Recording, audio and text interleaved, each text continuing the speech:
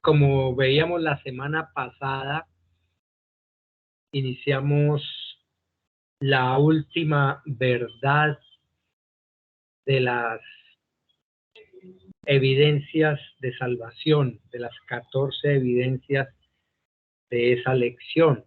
Y estamos en esa verdad número 14. Según la Biblia, se evidencia una transformación en la creencia del infierno. Y veíamos cómo Apocalipsis 20, 14 y 15 habla de el lago de fuego, y Mateo 10, 28, como Jesucristo advirtió que al que se debe temer es aquel que puede hacer perecer o destruir tanto el alma como el cuerpo en el infierno. Y veíamos la primera verdad, que es que el infierno es importante. El primer aspecto de esta verdad, número 14, que es que el infierno es importante porque Jesús enseñó más que todos los autores bíblicos juntos. Él enseñó más sobre el lago de fuego, sobre el infierno eterno, que todos los demás escritores de la Biblia juntos, sea del Antiguo y Nuevo Testamento, todos reunidos.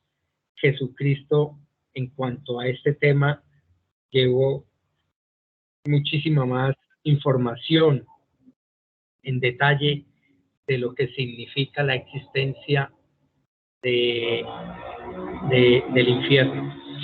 Así que es importante, si es importante para el Señor Jesucristo, que es Dios, cuánto más importante debe ser para nosotros como seres humanos y ahora como creyentes, gracias a Dios. Veíamos cómo Dios describe en la palabra acerca del fuego que no se apaga, el gusano que no muere y el fuego que no se apaga, el llanto y crujir de dientes, las tinieblas, el castigo eterno, etcétera. Y comenzamos a ver, al final de la clase pasada, el segundo aspecto de esta verdad número 14, que es que el infierno es importante porque muestra cuán infinitamente dependientes somos de Dios para todo. Porque si es algo tan serio, si es algo tan claro en las Escrituras, podemos entender que nuestra dependencia en realidad es de Dios para habernos evitado semejante justo castigo. Hay algo que debemos tener en cuenta, y es que Dios es juez justo, y mucha gente el día del juicio va a querer justificar su pecado y va a querer excusar su pecado, hablando de que no es justo. Y por eso Dios se anticipa a esta acción del incrédulo cuando dice la palabra de Dios que toda boca se cerrará, toda lengua se callará. Es porque Dios va a dejar sin excusa de esa condenación eterna en el lago de fuego. Y Dios va a demostrar que es absolutamente justo esa condenación. Hay algo que debemos tener en cuenta, y es que cuando un incrédulo rechaza el evangelio, cuando un incrédulo rehúsa aceptar la verdad de la palabra de Dios, lo está haciendo en forma voluntaria, no involuntaria. El pecado nunca es involuntario. Eso de que, ay, es que yo no sabía, yo no entendía, no, Dios va a dejar sin excusa a nadie. Y no, una persona que es ciega voluntariamente, porque quiere ser ciego, no es porque le tocó ahí, porque como un ciego natural que no le tocó nacer ciego, no, no, no. Es espiritualmente una persona ciega, es porque quiere estar ciego, no es porque le toca, no es porque nació así y qué vainas, no hay otra oportunidad, no. Es sencillamente porque es ciego voluntariamente, ha cerrado voluntariamente su entendimiento a la verdad, ha cerrado voluntariamente su oído a la realidad bíblica. Así que la mayoría de comentaristas y teólogos creen que estas son imágenes metafóricas y en realidad tienen razón por lo que yo les explicaba, pero no porque no sea real el lago de fuego o el infierno eterno, sino porque una imagen no muestra la realidad verdadera, la realidad total de, de esa verdad, de ese lago de fuego. Solamente las imágenes pueden dar un panorama por encima, un panorama como muy por encima y sencillo de la realidad. Pero cuando vamos a la forma literal, a la palabra literal, ya no podemos quitar la gravedad del asunto. Al contrario, es una imagen, va a mostrar solo una apariencia, pero la realidad será mucho peor que la imagen. La realidad del infierno es peor que la imagen que nos presenta la palabra de Dios. ¿Por qué? Porque ustedes pueden leer fuego, gusano que nunca muere, la condenación eterna, todo eso, pero una cosa es escucharlo y otra cosa es vivirlo. Y a eso es lo que me refería en esta primera parte del segundo aspecto del infierno. Es importante porque muestra cuán infinitamente dependientes somos de Dios para todo. Así que, hermanos,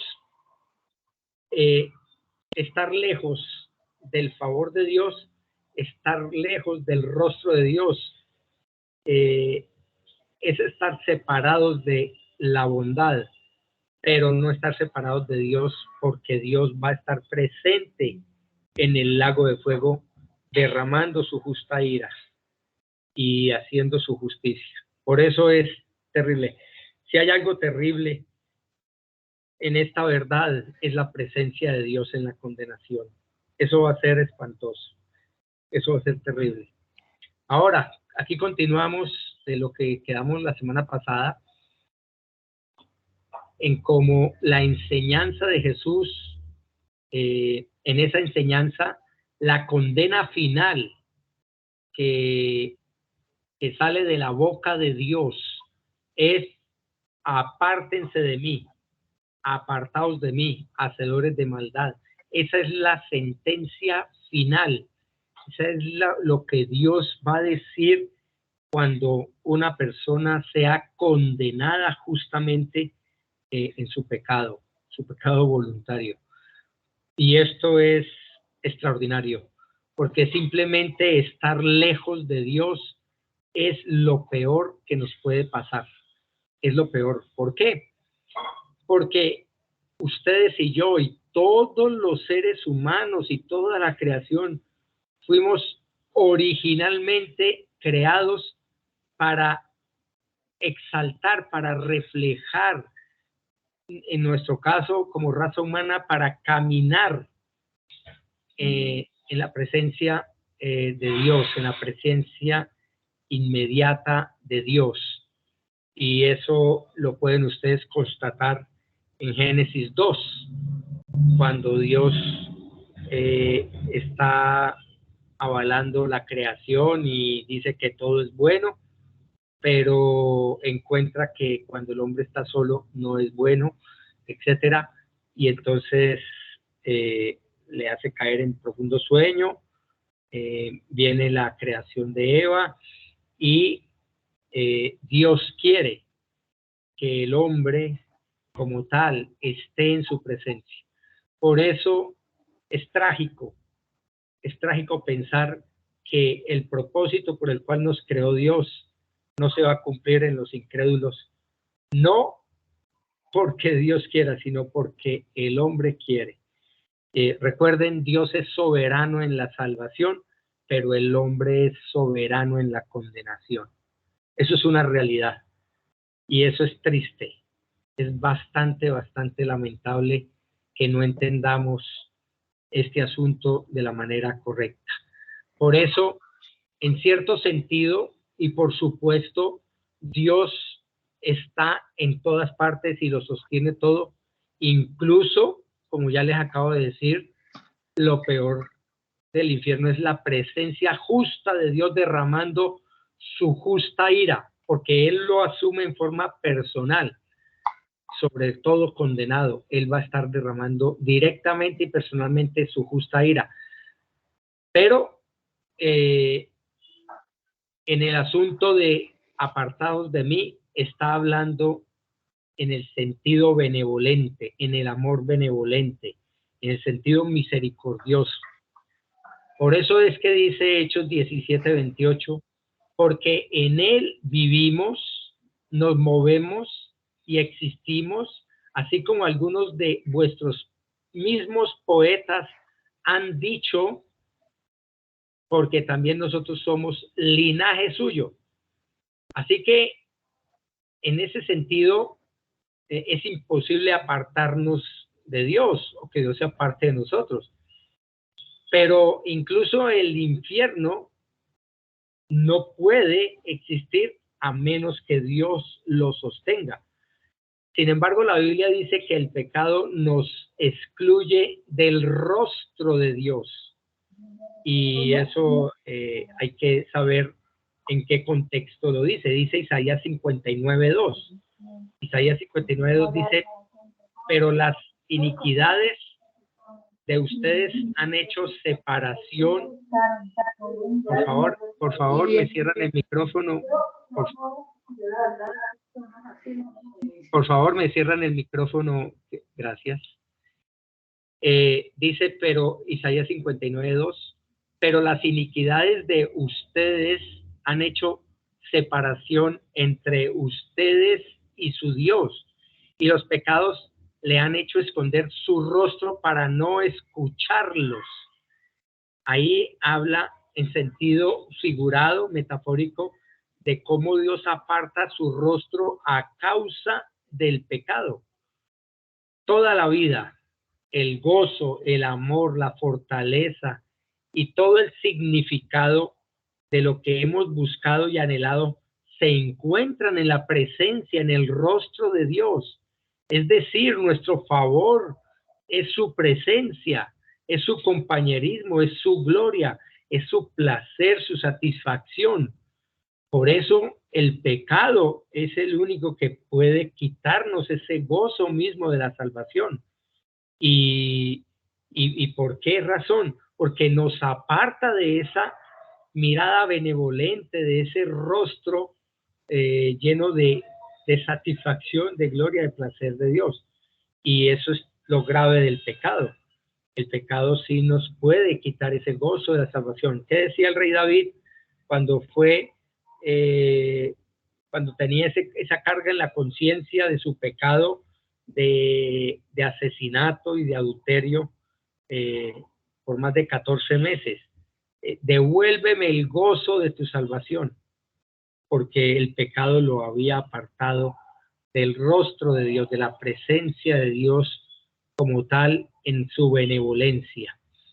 Así que el Salmo 16:11 dice, me darás a conocer la senda de la vida. En tu presencia hay plenitud de gozo, y en tu diestra hay deleites para siempre. Es indudable, hermanos, que nuestra satisfacción y nuestro deleite es el rostro o la presencia de Dios. Por eso es grave que Dios quite la mirada de nosotros. porque no va a contemplar a sus hijos en desobediencia. Por esa misma razón es que Dios corrige a sus hijos. Por eso es que los disciplina, porque Él no va a soportar la insolencia o la rebeldía o la maldad de un hijo que se subleva, que se revela ante Dios. Él va a quitar ese obstáculo. ¿Y cómo lo hace? Con el amor infinito sobre sus hijos escogidos, que es la disciplina, una disciplina correctiva y amorosa. Así que el pecado nos separa de ese aspecto de su poder que nos sostiene, que nos sustenta. Para nosotros es como el agua, cuando para un pez, lo que es el agua a un pez, cuando el pez se aleja del agua, se muere. Saquen el pez del agua y verán. Nuestra vida se desvanece lentamente. Y eso es lo que nos ha estado pasando a lo largo de toda la historia de la humanidad. Por eso es para Pablo el fuego eterno y la destrucción del infierno, lo dice el Espíritu Santo usando al apóstol Pablo ahí en segunda de Tesalonicenses 1:9. En este pasaje se resume todo. Dice en segunda de Tesalonicenses 1:9, estos sufrirán el castigo de eterna destrucción. Recuerden, el Hades o Seol son los lugares previos, el lugar previo, perdón, la muerte y el Hades fueron lanzados al lago de fuego. Ese Hades es el lugar de los muertos, que es el lugar transitorio mientras el Señor regresa, para los incrédulos, lógicamente. Y por eso dice, estos sufrirán el castigo de eterna destrucción, ahí en 2 Tesalonicenses 1:9, porque es ya la parte definitiva de destrucción. Por ahora el Hades es realmente, comparándolo con el lago de fuego eterno, es unas vacaciones en Melgar. Sinceramente, no se ha llegado todavía. Y si ese rico, como lo muestra la historia de el rico Lázaro y el rico, estaba en tormento, ¿cuánto más tormentoso va a ser el lago de fuego? Eso va a ser espantoso y terrible, hermanos. Dice, estos sufrirán el castigo de eterna destrucción, excluidos de la presencia del Señor y de la gloria de su poder. Ahí está resumida la condenación de un incrédulo, en forma justa. La condenación de un incrédulo en forma justa es excluidos de la presencia del Señor y de la gloria de su poder. Recuerden que la gloria de Dios es su deleite, su satisfacción, su aprobación, su gozo, su alegría, su plenitud. Y ese gozo no lo va a tener el incrédulo en la eternidad. Nosotros, por pura, absoluta, total y milagrosa gracia, vamos a tener un gozo permanente, un gozo eterno, un gozo infinito. Pero lo más interesante, hermanos, y que nos muestra la palabra de Dios, es que va a ser creciente, va a ser creciente. No sé si en concordancia a esa verdad el castigo en el infierno va a ser también creciente, no sé.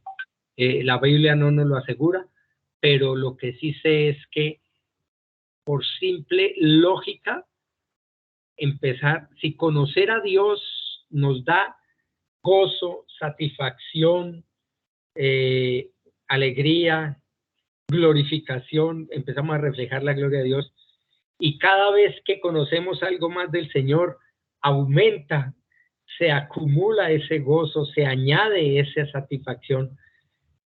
Así va a ser la eternidad, porque Dios es eterno y por eso Él diseñó una eternidad para conocer a un Dios eterno que jamás vamos a llegar a conocer, porque siempre habrá algo más que descubrir. Por eso siempre les he repetido, hermanos, y a los hermanos que vienen a discipulado y a los diferentes hermanos que he podido hablar, nosotros en esta tierra apenas estamos rascando la superficie del conocimiento de Dios. Estamos apenas rasguñando el conocimiento de Dios. Ya he leído la Biblia 52 veces y seguiré leyéndola y todavía estamos absolutamente lejos. No me acuerdo que en una biografía de un misionero hablaba que había leído la Biblia 200 veces en su vida, pero no me acuerdo ahorita el nombre de él. Y sin embargo, seguiremos estando absolutamente rasguñando apenas la superficie del conocimiento de Dios. Por eso la eternidad va a ser infinita.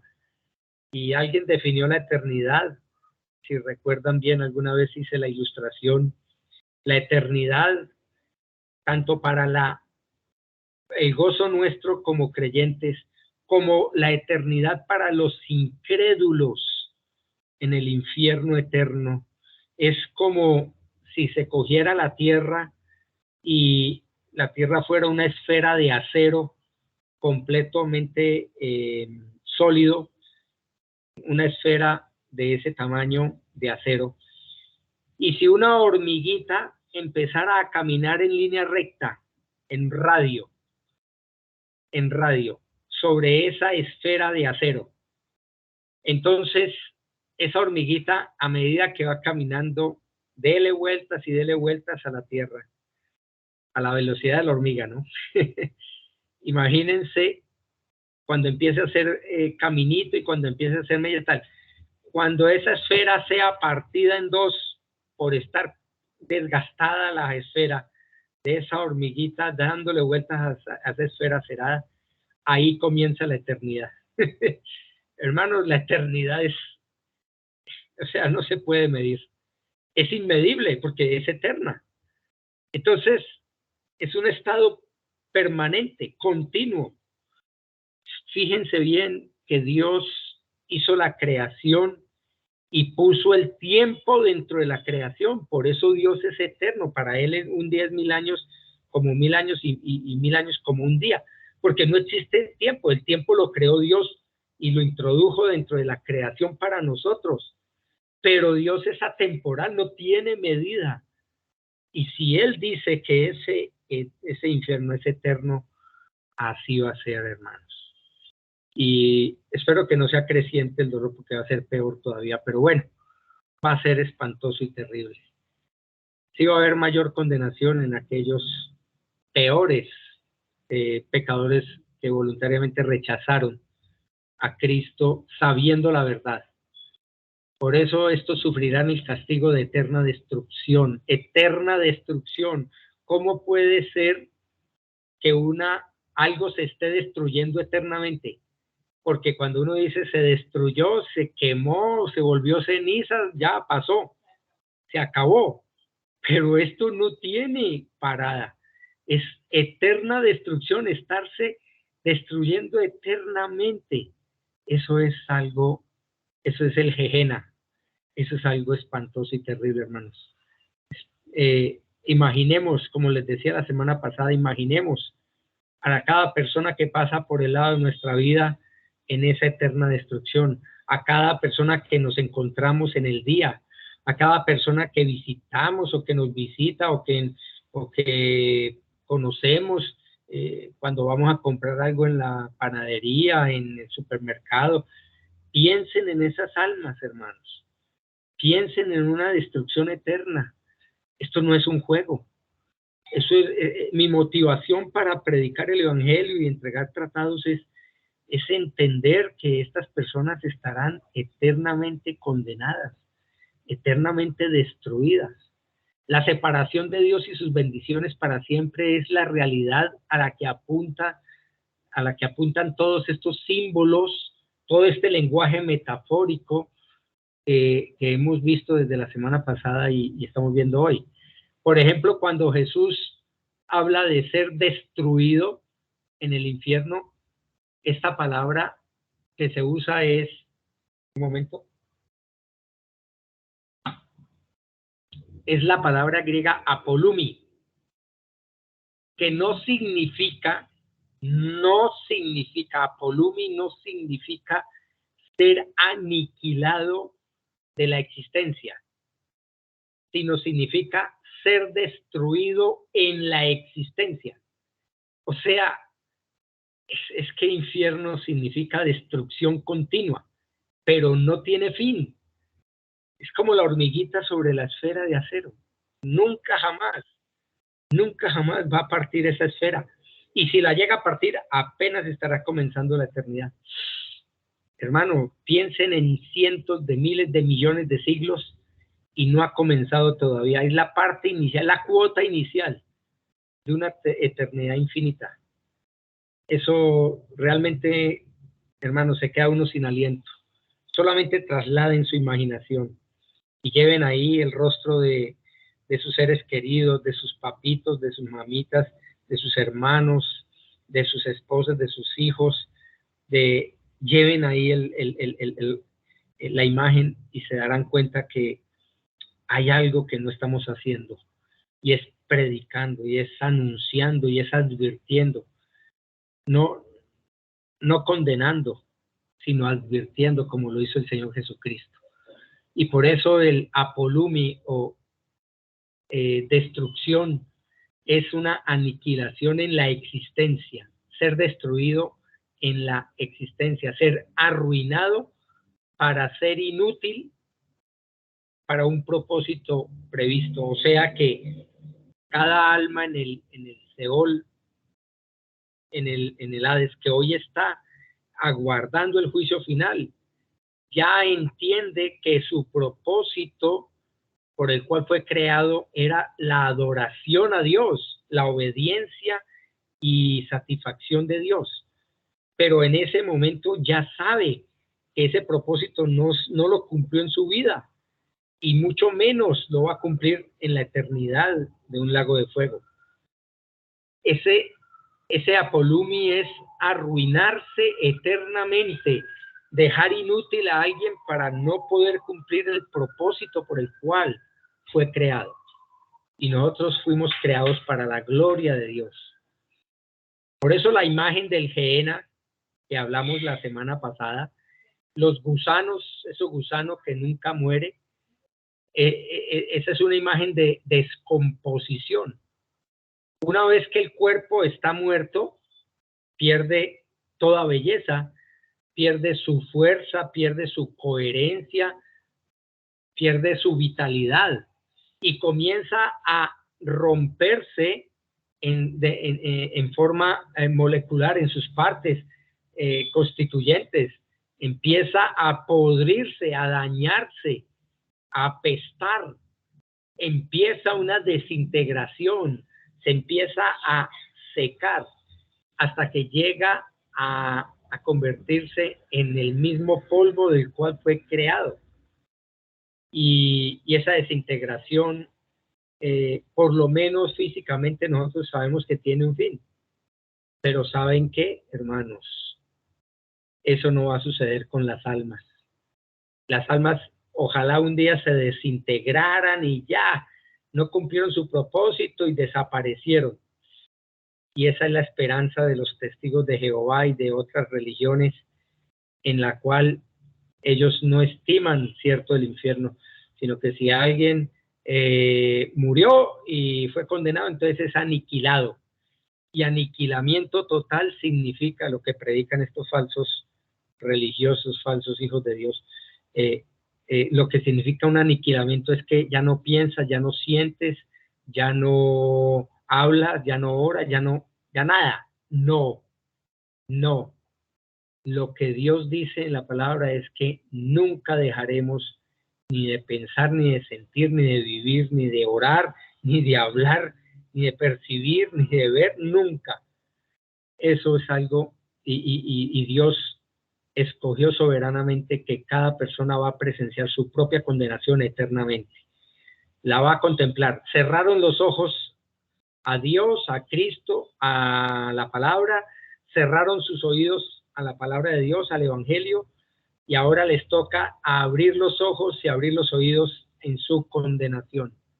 Y ese crujir y trinar de dientes, ese va a ser un eco estruendoso y terrible y espantoso por cientos de miles de millones de almas y en cuerpos glorificados en plena destrucción continua, donde jamás acabará.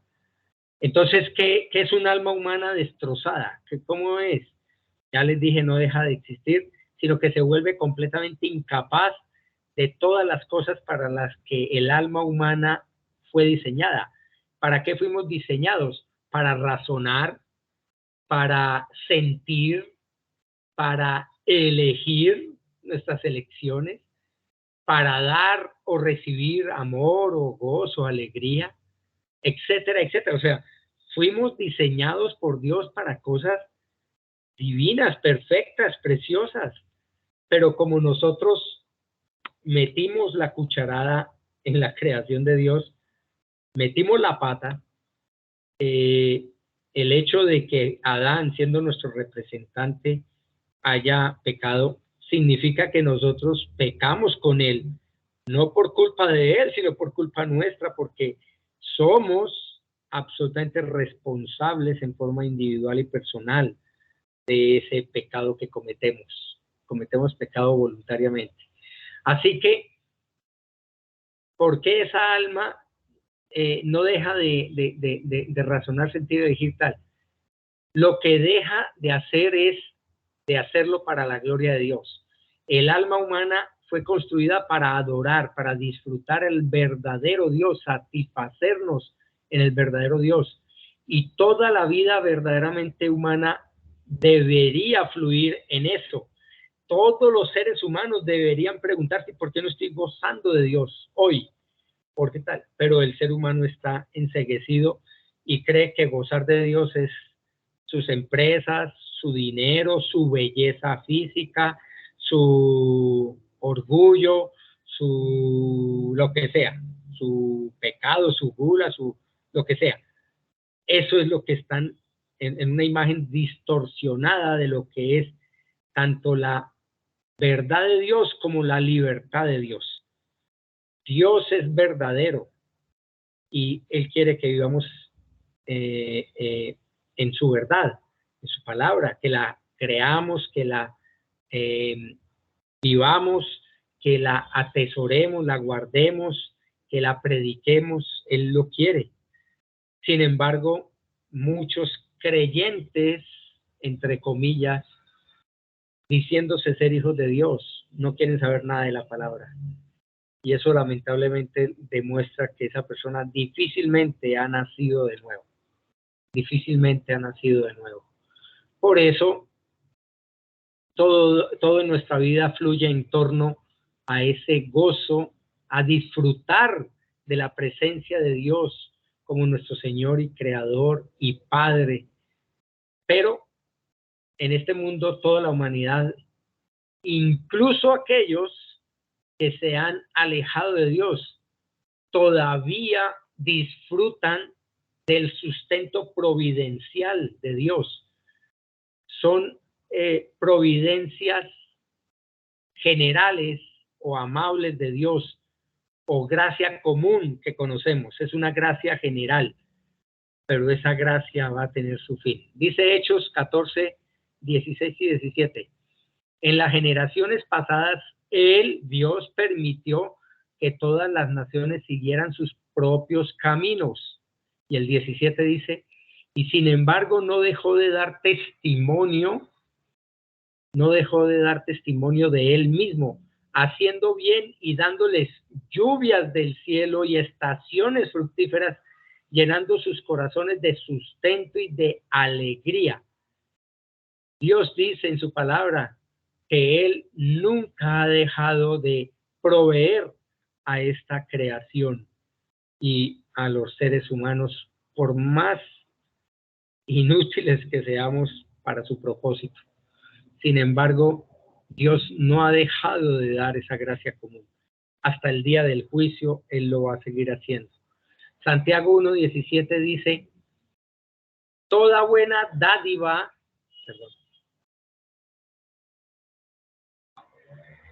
toda buena dádiva y todo don perfecto viene de lo alto, desciende del Padre de las luces, con el cual no hay cambio ni sombra de variación. Dios no cambia, Dios no varía. Él no lo afecta ni nuestra obediencia ni nuestra desobediencia. Dios no deja de ser Dios porque yo peque o no peque. Dios no deja de ser Dios porque esta humanidad se haya rebelado contra Él. Dios no deja de ser Dios porque nuestro pecado crucificó a su Hijo amado. Dios no cambia, Dios no es como nosotros, que si no nos miran, entonces nosotros a la próxima tampoco saludamos. Que si me ofendieron, la próxima entonces nos ofendemos, respondemos con la misma moneda o peor. No, Él no es así. A veces nosotros confundimos el lenguaje antropomórfico de Dios en la palabra, como que Él tiene manos, como que Él nos ve, como que Él es su corazón, etcétera. Y nos olvidamos que eso simplemente es un lenguaje, un estilo de lenguaje antropomórfico para que nosotros entendamos o comprendamos más o menos a Dios, pero Él no tiene un cuerpo físico como el de nosotros, un corazón como el de nosotros, ojos como los de nosotros, no, es simplemente lenguaje metafórico. Así que Dios dice que toda dádiva, toda buena dádiva y todo don perfecto proviene de Él. Todo lo que nosotros hacemos bien, todo lo que recibimos, todo lo que tenemos. Hermanos, alguien prendió el micrófono, se le disparó el micrófono, por favor, revisa. Bueno, así que hermanos, por el asunto mismo que tenemos en nuestras vidas, podemos nosotros comprender, podemos nosotros entender que Dios, manteniéndonos todavía capaces de tener sabiduría, amor, alegría y bondad, tenemos que dar gracias a Dios a pesar de las pruebas, necesidades, angustias, dolor y pecado, a pesar de eso. Pero cuando perdemos del todo la presencia solidaria de Dios, la buena dádiva, el don perfecto, cuando perdamos todo eso de Dios, todo ese bien, toda esa lluvia del cielo, estaciones, fruto, sustento, alegría, toda esa compasión, misericordia, gracia, amor, hermanos, declárense en bancarrota. Cuando una persona pierde la presencia de Dios, pierde todo. Perdemos todo de Él. ¿Y el resultado cuál es? El infierno mismo. El infierno, el apolumi, que es la destrucción en la existencia. Eso es algo espantoso y terrible. Por eso, hermanos, vamos al tercer aspecto de esta verdad. Además de que Jesucristo habló más que cualquiera del infierno, y además de que el infierno es importante porque demuestra cuán infinitamente dependemos de él para todo. En tercer lugar, es importante porque revela la gravedad y el peligro de vivir la vida para uno mismo, para ti mismo. Si hay algo claro en esta enseñanza del infierno, es que debería surtir el efecto divino, el efecto de Dios en su palabra, de quitarnos el egoísmo, el orgullo con el cual hemos vivido hasta ahora, aún siendo ya convertidos, porque como ya lo saben, el estudio del orgullo nos enseña que no dejamos de ser orgullosos hasta que venga Cristo y nos saque de este cuerpo de muerte, hasta que nos lleve de este exilio de la carne, hasta que nos saque y nos libere definitivamente de este cuerpo. No vamos a dejar de ser orgullosos. En Romanos 1 y 2, capítulos 1 y 2, Pablo explica que Dios en su ira contra todos los que los rechazan a Él los entrega, los suelta, los deja libres a sus pasiones pecaminosas de sus corazones. Y los comentaristas señalan que esto no puede significar que Dios impulse a la gente a pecar, como mucha gente cree que Dios los entregó a pasiones vergonzosas. Y entonces es que Dios los está llevando, empujando. No, no. En Efesios 4:19 dice, habiendo llegado a ser insensibles, se entregaron a la sensualidad para cometer con avidez toda clase de impurezas. Aquí está un pasaje donde demuestra que Dios simplemente cuando entrega es porque los dejó sueltos, ya no le marca los límites, ya no corrige a esa persona, ya no lo limita a que desfogue toda su naturaleza depravada, pecaminosa y orgullosa. Simplemente los deja. Por eso hay que entender, hermanos, esta entrega que Dios los entregó a pasiones vergonzosas, no es que Él los empujó, sino que Él los dejó para que cada uno se entregue, como dice Efesios 4:19. Llega tal insensibilidad, hermanos, llegan a tal insensibilidad que se entregan. Es una entrega total. Esa es un compromiso completo, o sea, totalmente comprometido. Toda su emoción, toda su felicidad, toda su intención, toda su voluntad, todos sus deseos, todo su deleite, todo su gozo, todo su cuerpo, toda su alma, todo su espíritu, todo empujado o entregado a una causa, la sensualidad y la avidez de las impurezas del ser humano. Se entregan de lleno. Cada uno voluntariamente se mete de cabeza en esa acción. Es como el drogadicto que sabe que está cayendo mal, que está mal en ese asunto, pero no le importa por el placer o satisfacción momentánea y equívoca de esa dopamina, falsa dopamina, porque eso es lo que lo motiva. Y el pecado es exactamente igual. Eso crea una falsa dopamina. Es una satisfacción momentánea que lo único que va a conducir es al Seol, a la muerte. Y es terrible, es terrible. Aquí en Efesios 4 dice que los pecadores se entregan a sus deseos pecaminosos. Eso significa que el peor y aún el más justo castigo que Dios puede dar a las personas hoy en día y en cualquier momento es permitirles que el deseo más profundo de sus corazones pecaminosos lo ejecuten. O sea que Dios lo que hace es haga lo que se le dé la gana. Esa es la libertad falsa del pecador. Yo soy libre de hacer lo que sea, soy libre de vestirme como sea, soy libre de hablar como sea, de vivir como sea, de acostarme con quien sea, hermanos, ese es el peor castigo que pueda tener una persona en esta tierra, y es que Dios deje que haga lo que se le dé la gana. Así que, ¿qué es eso? Simplemente permitirle sus deseos profundos. El deseo del corazón humano es pecador y el mayor deseo, ojo con esto, o más bien, todos los deseos del corazón humano apuntan a un solo hecho, y es la independencia.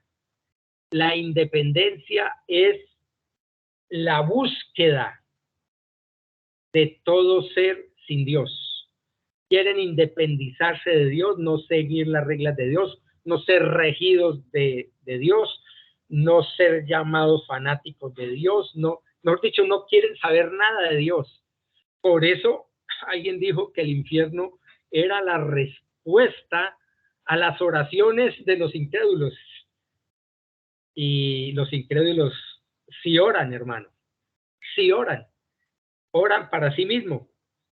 Tan bonito yo, tan lindo yo, tan bello yo, tan bueno yo. Ellos oran para sí mismos. Y la oración contestada de Dios para esos inconversos, incrédulos, paganos, es esta: su independencia. No quieren saber nada de Dios. Les responde Dios la respuesta. Por eso el infierno va a ser también la respuesta a los cientos de miles de millones de oraciones de esos corazones paganos. Querían independencia, querían separarse de Dios. Ahí lo tienen. Y eso es espantoso y terrible. Queremos elegir y seguir nuestro propio camino. Esa es una bandera de todos estos movimientos paganos del día de hoy. Ay, no, queremos la libertad, queremos expresarnos en forma personal, en forma libre, etcétera, etcétera. Dice Isaías 53:6. Todos nosotros nos descarriamos como ovejas, nos apartamos cada cual por su camino, pero el Señor hizo que cayera sobre él la iniquidad de todos nosotros, que cayera sobre Cristo, sobre el siervo sufriente. Este pasaje está en el Antiguo Testamento, en Isaías 53, que habla del siervo sufriente, un siervo que iba a gobernar sobre el trono eterno de David, prometido a David, el hijo de David, iba a gobernar tanto la tierra como el cielo, y ese soberano fue un siervo sufriente, o esa es una de las partes que tenía que cumplir ese siervo prometido, ese Mesías prometido, la parte sufriente. Así que cuando dice Isaías 53:6 que nos descarriamos como ovejas y nos apartamos cada cual por su camino, eso es lo que Dios cargó en Cristo. Cargó la independencia, el deseo de independencia de todos ustedes y el mío. Nosotros también queríamos ser independientes, que nuestros papás no se metieran con nosotros, que no nos hablaran de religión, que no nos obligaran a ir a la iglesia, que todas esas cosas. Nuestra independencia. Queríamos buscar independencia. Por eso, esto de la independencia es algo que debemos considerar cuando nosotros tratamos de independizarnos de Dios, o cuando queremos independizarnos de las reglas del gobierno, de las reglas de la empresa, de las reglas del hogar, de las reglas de urbanidad. Hermano, ahí lo único que muestra es soberbia. Eso es absoluto orgullo y soberbia. Bueno, paremos aquí, ya casi terminamos este tercer